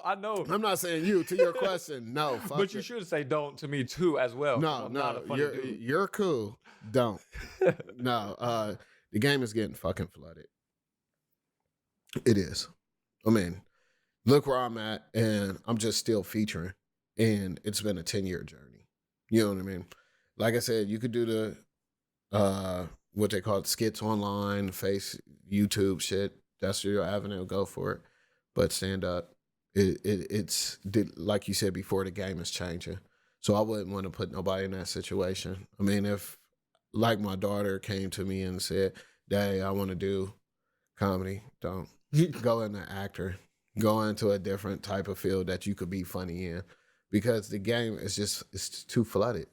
And then you're going to come in there with an ego, and you're going to come in there and it may not work for you. It may not turn out like it is. So I tell them don't. And like I tell people all the time, you know, one of the things that's hard for me is a lot of these comics and a lot of people ain't getting paid no more. So now you got a lot of older people that's in the game that are coming back and taking out that shine from the growth of the elevation of comedy, because they need money. And it's all about a show. Like you said, that one guy that you seen that was still, he ain't really ever give a fuck about performing no more, especially off a 15-year bit that he's still using. It's more of a show. It's more of, here, I'm in your city. Now you get to come see me. You know what I mean? And these younger people that are coming up, man,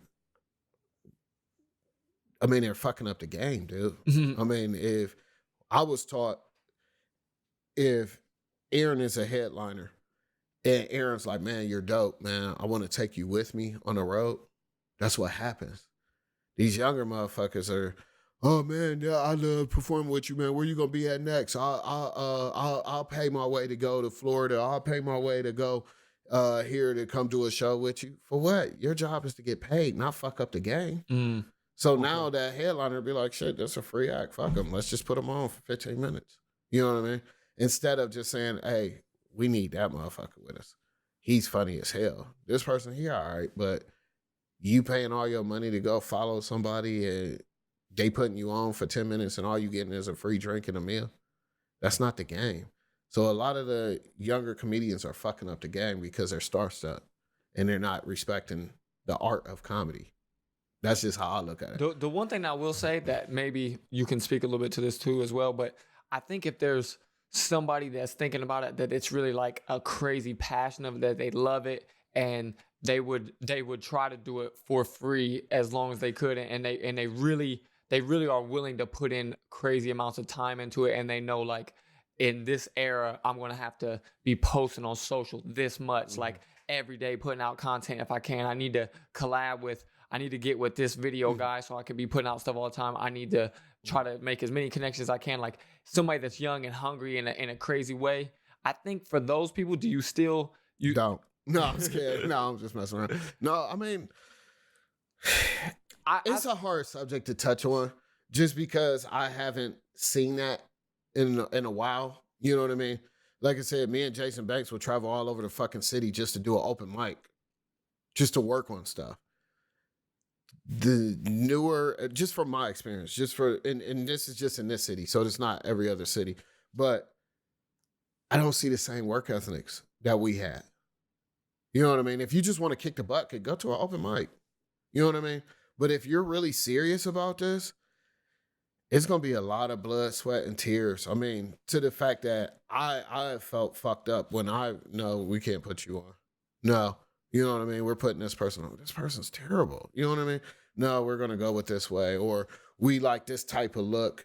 And so, and I don't want to say no names, we're going to push them and not you.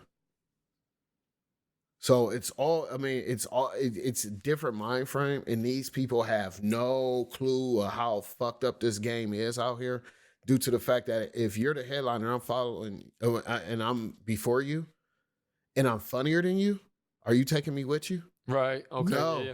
Yeah, it makes sense too. No. If I'm headlining and somebody's featuring 20 minutes and they're funnier than me, I'm not taking this motherfucker on the road with me.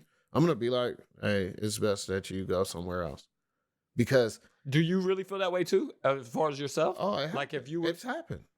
It's happened. But I know, but I'm saying, do you really feel like, say you had somebody that you got cool with at a show next week or something, and you seen them go out and kill or something, and then you had an opportunity to offer somewhere to go do something, and like, man, this dude is funny. You don't want to bring them along? If they're better than me? No.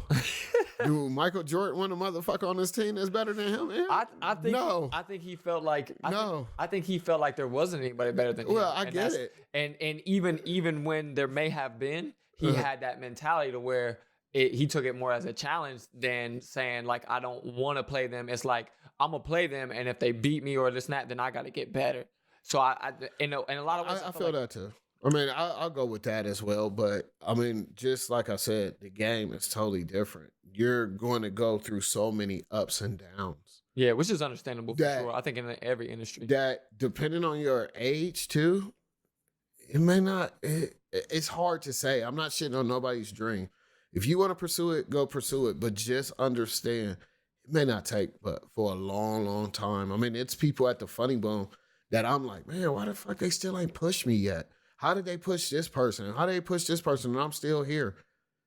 Maybe something I need to work on. Maybe something I need to go back to the drawing board on. Probably they only feel like I can only go to this crowd. But like I said, it's a lot of ups and downs. And especially if you have a family, it's costly. But you don't.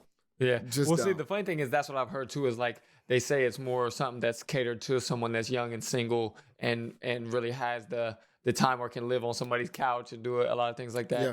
But my thought as well too is like, I think what it is that with the game changing so much, I think it's like a lot of things nowadays is like the social media impact and effect is a huge part of it now. So to where before maybe that didn't play as big a part. Now it plays a major part. You got a nice platform. I would say use that. But to think, and this is what I had to understand, how many people are famous off of stand-up? Not many. Yeah. So where am I trying to take my stand-up to help me get to where I need to be? So that's why I'm saying if you have older OGs that are hilarious, that are coming back, that pushes you back down. You know what I mean? It's like if somebody comes out of retirement, I definitely get that a little bit. You're getting pushed back. But at the same time, though, the thing that makes me think about too is maybe that makes it harder for you to like maybe get into a certain venue or this and that. But at the same time, they don't have the mindset that someone like you may have, or what you know, or what you've seen on the social media side. Right. To where maybe like they're never, unless they hire somebody that's really going to do all that for them, which they may if they're big, like you said, for sure they can get that. But you might have that. Well, okay, maybe I can't get in the venue because of this now, but maybe I can just start doing this online a lot and really. I mean, that's why I said use that platform. Gotcha. I don't do the social media platform. Like I got things developing with my team that we're about to do, but I'm not real big on the social media because, like I said, you're just performing in front of a phone. Well, I'm not even saying that. I'm not even saying that. So maybe we're kind of saying different things too. What I'm saying as far as like putting out consistent content on there that basically promotes you, that might. Yeah. So like you said, how people sometimes off just hearing about you or seeing somebody to you perform or something might get you this opportunity, this and that. Right. It's like I feel like social media is that same way where say if on your story every day you get on there and you do EPs daily this or whatever, and you get on there whatever, and then somebody comes across you and they're like, damn, okay, this dude might be kind of funny. Maybe I want to check out one of his shows. Yeah. Maybe this and that. And then it kind of creates more opportunity. That's the thing that I think is dope about this whole social media area. Yeah. Yeah. And maybe it's something that will or could really boost things for you is to get into something where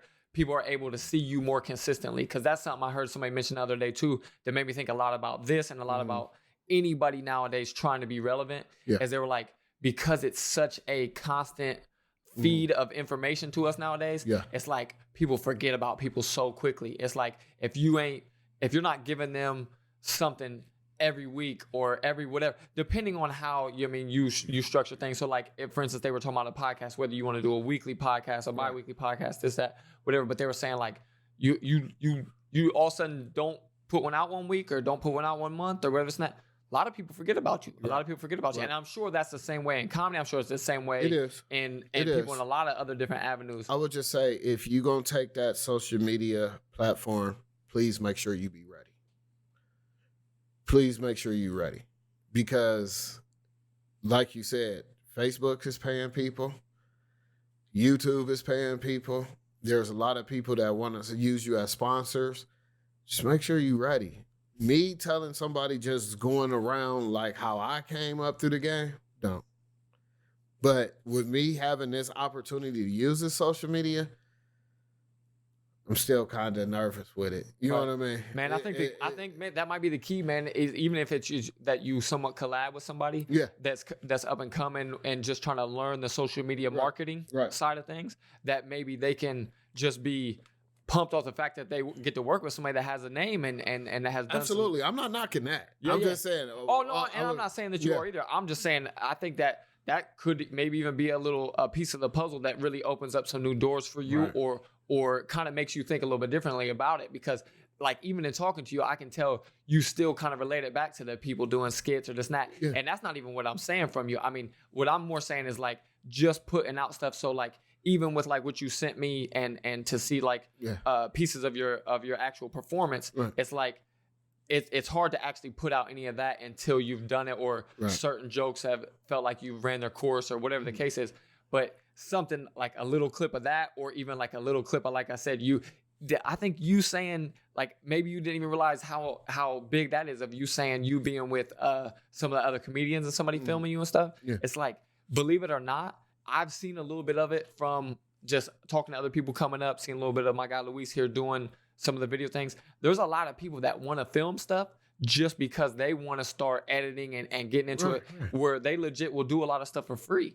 So you might be able to pitch some younger cat that's trying to make it in videography to say, hey, you want to come shoot us shooting the shit in the green room every once in a while from here now, or getting together at my boy's house every once in a while and just getting at each other or talking about our recent experiences on stage. But that's also why I mentioned something like a podcast, this and that, where I think it could just maybe spark a totally different inspiration and angle for you. Yeah, I'm with that. But the other part is getting the other motherfuckers to be on board with that. But I mean, like I said, I feel that. And I feel like I'm not trying to shit on nobody's dreams. Like I said, if you want to go into production, if you want to go into that, just what I'm finding out with younger people that's younger than me, and I'm not that old, I don't feel, but they don't do research, man. They just want to jump into it. And that's what's hurting them, or hurting their image, or hurting their brand. But if somebody's taking that opportunity to do their research in comedy, you know what I mean? I got a buddy right now, I tell him all the time, I'm like, man, don't do it, don't do it, don't do it. So now he's sitting back and he's learning and he's taking notes. He'll just go to a comedy show and just watch and observe. And that's what I did before trying to hit the road. You know what I mean? Maybe you saying that lights fires too, though, man. Yeah, it does. Maybe you saying that lights fires too. Maybe it's a good thing, because they're like, okay, I'm gonna prove you wrong, because there's a lot of people out there that's their MO. That's what they do. Okay, he says I shouldn't. He says much love. Much love. And I like the idea too that, and maybe this is something that you think is somewhat of a good idea for people as well. I like the idea too where a lot of people nowadays are saying, like, just get close to somebody that really knows what they're doing and offer yourself for free, or just come around and asking, hey, can I follow you around a little bit? Come to some of your shows, come to this and that, see how you do it. And then maybe that's a better route if you think somebody wants to come in, is like, come and like you said, really get that knowledge and that respect for the game before you try to come in and get your feet wet. Because I see the good and the bad to the people just diving in and jumping in, because I feel like there's definitely the ones that dive in and jump into an aspect or a business or something that they have no idea what they're doing, and like you said, it just messes things up, and it's a waste of a lot of people's time, really, in the end, from multiple different angles. But at the same time, I also see where it's like sometimes just going and trying, like right off the bat, is that thing that releases that fear for people of like that might hold them back from never trying. Absolutely. You know what I'm saying? So it's a weird situation. I think it probably is different for every different avenue, whether it be comedy, whether it be acting, whether it be sport, this or that, where it's like sometimes it may be that you just need to go and get rolling, and other times you might need to, and I'm sure it's different from person to person too, where somebody, I think the cocky thing that you mentioned is a big thing. Like somebody might think like, oh, I'm funny as shit. Like I'm gonna go out here and kill it, and it's not whatever, like right off the bat. And it's like, you don't know because you don't know. You don't know what you don't know. That's what I'm saying. They don't do the research and knowing how to work the crowd. Then they get up there, or they get it wherever they're doing a comedy show at, and then you never see them again. And it's like, man, that's why I tell people sometimes don't. You know what I mean? It's just like a lot of people like, man, I feel like I'm funny, but I don't have the balls to get up in front of people and do that. Then don't do it. You know what I mean? Yeah. And like, I guess that makes a little bit more sense to me now too as well, is because like that's a little bit of what I've heard from Rogan and other comedians is him saying like a lot of people think they're funny or think comedy is something that could just be picked up. Right. And they think it's something that I'm just gonna like, oh man, I make people laugh. I could do it. I could do it. It's an art. Yeah. It's like golf. And I think the big thing you said too a lot is it's a grind. It's something that you have to put in, and that's been the steady theme of this podcast. A lot of people that have came on talking about no matter what the business is or what the art is, and it's like it's reps. It's reps. It's consistent reps, consistent work. Life is a grind, man. If you sit still, ain't nothing gonna happen for you. It's like I tell my kids all the time. If you pray on something, God just ain't gonna bless you with it. You got to put in the work so he could see that you really trying to work towards it so he could bless you.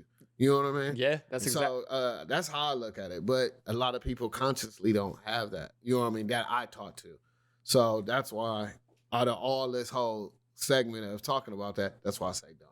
Right. Yeah, me and Gary got into that. Gary Jones on the last one or the second to last one that I recorded as well, where he talked about that too. And that's a big thing that I see too. Is like there are certain people that think I'm gonna just pray on something and it's gonna come. And it's like, no, you need to do that and put in the work. You still got to do your part. There's no handouts almost anywhere in life. Not no more. Yeah. I mean, like I said, I got a family member that's up there, and he like, okay, motherfucker, when you coming? Don't talk to me about the shit. Don't talk to me about coming to California. Come down here. Let me see you grind. Let me see you go through the ups and downs in life, and then let it work for you. Because if I just give you the silver spoon, you ain't gonna respect it. And I hope that's exactly what people take from this. And what you're saying is like that there's so much work that needs to go into it that's the avenue that they're going to have to go if they really want to get into something like this. It's like you're going to have to sacrifice a lot. It's going to be crazy hard. It's going to take a lot of reps and a lot of time. And the overall thing it made me think about too is like a lot of people don't think about the patience that it might take. And that's another thing, because that's how I was. Just antsy. Just antsy. I'll call Faison Love. Like, Faison, you ain't forget about me when you gonna put me on the show, man. Blah, blah, blah, blah, blah. I'll come to you. Hey, bro, don't call me. Let me call you. Right. All right. Hey, Bill Bellamy, like, I hear you gonna be in Jersey. Can I come to Jersey? Hey, man, I got somebody here with me already. All right, cool.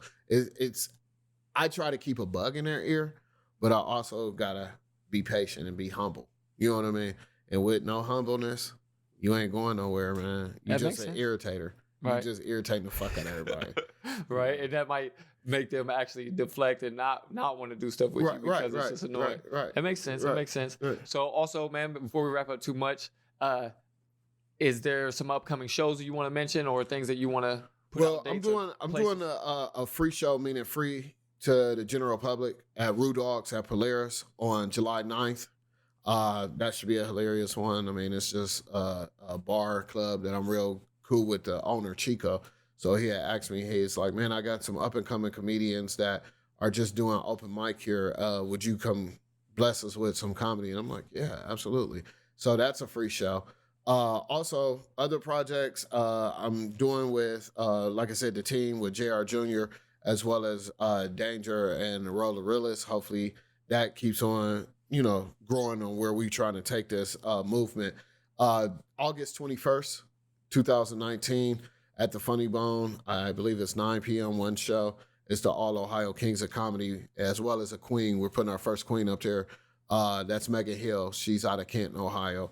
Showtime. Sean Showtime. He's from Cleveland. He's coming. And like I said, it's just me, JR Jr., Rotorillis, and Danger. I also got a project though. I've been writing. So I got a movie coming out. Okay. I don't know what year it's going to drop, but it's called Ohio. Okay. All right. So grab this concept. All right. Everybody in Ohio, and I'm patenting this right here on his show. Everybody in Ohio go to vote to legalize marijuana. What ended up happening, they voted on the wrong poll and legalized prostitution. So everybody's pimps. You know, you got everybody being a pimp. You got people outside fast food restaurants pimping, you know, fat people pimping, you know what I mean? Midgets pimping, handicapped people pimping, just a whole comedy on just pimping, on just all this, or just more or less all because they voted for the wrong. Right, because there's a new avenue way to make money. Everybody jumps on it. Okay. But in my movie, none of the females are called bitches and hoes. They all got nicknames. You know what I mean? Because I don't want to, you know, make anybody upset. You know what I mean? By disrespecting them, calling them bitches or hoes. So. Right. But yeah, that's a project that I got going on as well. So I'm trying to get that brand. So hopefully in LA that could pop. You know gotcha. Yeah, I mean, it's all about, like you said, getting that right, getting the writing down and turning it into something that's real life. Did you think it was funny? Yeah, I mean, I think you'll watch it. Yeah, I'll watch it. Okay. Especially, man, I'll watch it because it's you too. Oh, okay. All right. That's mad respect. Yeah, because I think that's super important, man. I think it's good to support people that, especially when you get to know somebody. That's one of the things I like about this podcast as well too. Is like the people get to know the guests that I bring on, and that it creates a connection, man. It creates a connection with wanting to support because they also see what type of person you are, and they get to hear a little bit more of your story and how you think about things that makes them feel a little bit, like I said, again, more connected to like, okay, I want to support them also because of this. Like, he's funny, but also he loves Cleveland and this and that, whatever.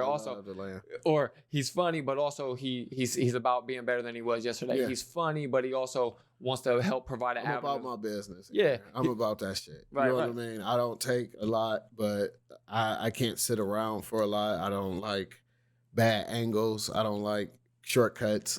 I like to grind. So I'm about my shit when it comes to going in the right direction. You know what I mean? And that's kind of hard to find a lot, I say, nowadays. You know I love when I come across people putting out the right vibe, man. For sure. Yeah, so I ain't got nothing but love for everybody. If you want to come kick the bucket and you want to do stand-up, hey, you might be funnier than me. So I probably said don't, so you don't overshadow. That's what I was thinking. Overcast my grind, because it's been way too long. So if you're a one-hitter, I'll be pissed. Yeah, you know and that's something I was going to mention too. Like, man, that's got to be a big part of it in a lot of ways too. It's like tough to say, like, I can't imagine I'm going to be over here on this side like, yeah, you should start a podcast that's about this, and that. It's the exact same as mine. It's tough, man. No. But for everybody that, like I said, wants to find you and especially is interested in you after hearing this and hearing your story, your character, all that thing as well, tell people again where they can find you.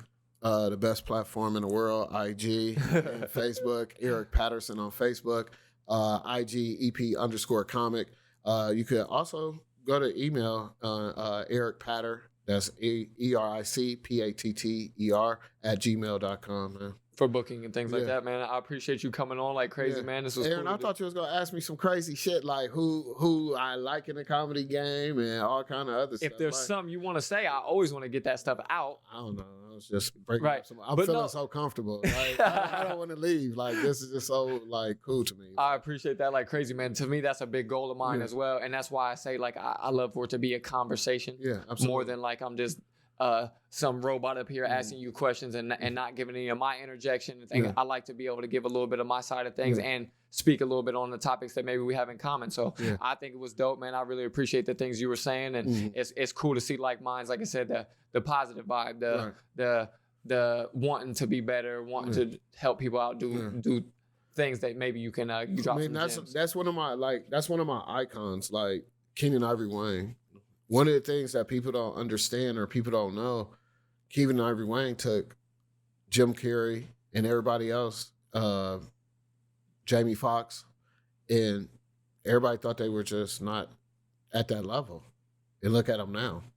So I want to be able to have a team like that, where if it's something that is going in this direction, to use the green screens and podcasts and things and skits and things like that.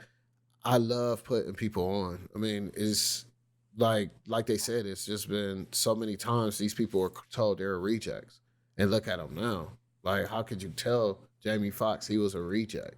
He got kicked off the audition and did Wanda, and they were like, no, I'll come back. You know what I mean? Those are people like that. I like, before we wrap it up, Paul Mooney. Paul Mooney's my favorite, just because he has a no-holds bar. If you're not hip to Paul Mooney, he's I'm going to check him out now. Most raunchiest, racist black dude in the world, but he's funny as fuck. And I love him because he wrote 95% of Richard Pryor's jokes. Okay. Yeah, he was the man behind the scene. And Dave Chappelle, it's one of my icons. So watching all of them, like I said, people don't understand Dave Chappelle was in Men in Tights. Do you remember that? I remember the name of the movie, but I can't like nobody. Can't put notice, him like, in the movie. They can't see but just to see these people grow. You talking about Robin Hood Men in Tights? Yeah. Just to see these people growth is that's my icon. You know, those people. So. That's dope, man. Yeah. Like I said, once again, I can't tell you how much I appreciate coming on. I think this is going to be good because, like I said, it's a big change of pace. Yeah. I mean, even the bomb you drop of telling people not to start and stuff like that is a total change of pace. Oh, yeah. And maybe it's what some people want to hear, too, is because they, like I said, whether it's to fuel fire or to hear somebody that they think is being more real about a subject. I just want to be real with it. Like I said, I don't shatter anybody's dreams, but, you know. To me, I mean, like I said, real is the best thing. It's like trying to get in the NFL and you're 37 years old. Like, don't. You're gonna get fucked up. Like, don't try to get into this circle. Like, it's so fucked up. Like, you know, the comedy game now, people got cliques. You know what I mean? It's like these group don't like us because we call ourselves all Ohio Kings. It's a name. Right. You know what I mean? We're all kings. Yeah. You know what I mean? We're all queens. Jump off. You know what I mean? Like, so that's I get it, man. I wish you the best of luck going forward. And like I said, man, this was dope, man. I'm glad you came on. Yeah, I would like to come back when y'all got somebody else so I can ask them some questions. Well, I mean, that's something that maybe we got to look into, too, is seeing what kind of different I'm just talking shit. No, but I'm serious as well, too, because I think about, like, a lot of people, I think, sometimes listen to this and maybe want a little bit different vibe or want to get a different angle to interject or to say something opposite of me. So I even think with me and you kind of going back and forth on the topic, I think a lot of people like that because a lot of people listen and they might hear what I'm saying, but they're like, I don't agree with you. I'd like to hear somebody debate that a little bit. I don't know how this shit could get any more doper than what it is right now. You know what I mean? Only thing needs to be here is some liquor, strippers, and marijuana. So I don't see how this could get doper. It's very intelligent. You know, if you haven't watched this podcast, watch it. People dropping major Jews, so I wanted to make sure I drop some Jews as well and not just be an act. You know what I mean? So I really do appreciate you as well, brother. My guy, man, this was cool, man. Yeah, appreciate you. Yes, sir.